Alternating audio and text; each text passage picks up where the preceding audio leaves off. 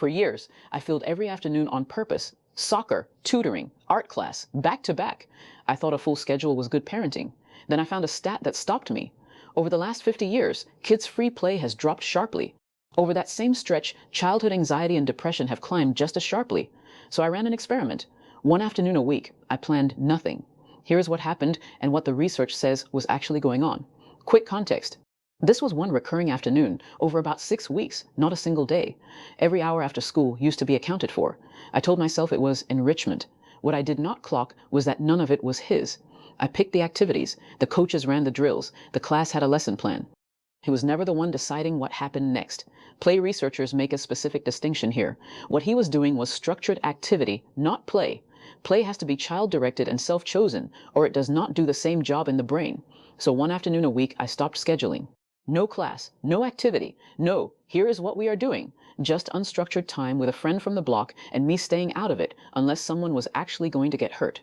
That part felt harder than it sounds. My instinct is to referee. This time I did not. Week 1, he asked me 4 times what they were supposed to do.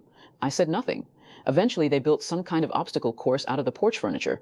They argued for 10 minutes about the rules. One kid stormed off, then came back on his own.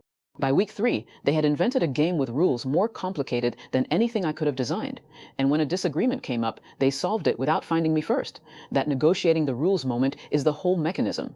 Every pretend or invented game runs on an unspoken contract. If you want to change something, you have to convince the group, not appeal to an adult. That is conflict resolution with no referee. Psychologist Peter Gray's research goes further. Play is where kids practice decision-making, self-regulation, and handling failure on their own terms. He links the disappearance of free play with a rise in youth anxiety and depression. The American Academy of Pediatrics adds the brain science piece. This kind of play builds executive function. Those are the skills behind focus and self-control. Scheduled activities can be valuable, but an adult is already running the show. Free play asks the child to run part of the show. To be clear, I am not cutting the soccer team.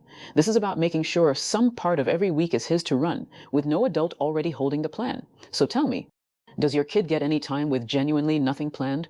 Or does every hour already have a coach attached to it?